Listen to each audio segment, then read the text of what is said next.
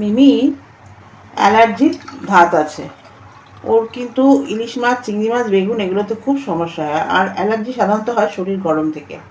তো কদিন ধরে তো ইলিশ মাছ, চিংড়ি মাছ খাওয়া হয়েছে, বেগুনও খেয়েছে, তো আজকে আবার ডিম খেলো। তো ওকে আজকে এই, জানি ঘ্যান ঘ্যান করবে কিন্তু কিছু করার নেই,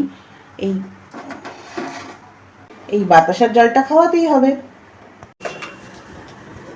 নে দাঁড়া দাঁড়া দাঁড়া দাঁড়া, কোথায় যাচ্ছিস? এইটাকে খাবে? এটা তো খেতে হবে, এটা তো খেতেই হবে বাবা। চিংড়ি মাছ, ইলিশ মাছ, আবার ডিম কারি, পোলাও দিয়ে ডিম কারি না খেতে, এটা তোমার খেতে হবে বাবু। না না না,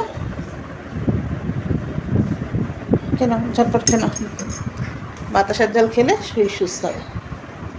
নকশা, কত নকশা দেখো। লেবুটা নেই আজকে, না দইও নেই, লেবু নেই, লেবু শেষ হয়ে গেছে, লেবু আনেনি পাপা। খা খা ঝটপট, দেখ সবাই দেখছে তুই খাচ্ছিস।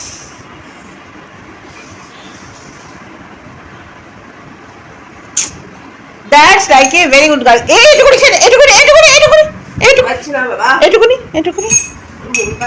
ওষুধ, সুস্বাদু খাবার খেতে গেলে তার সাথে ওষুধটাও খেতে হয়। Thank you, very good girl.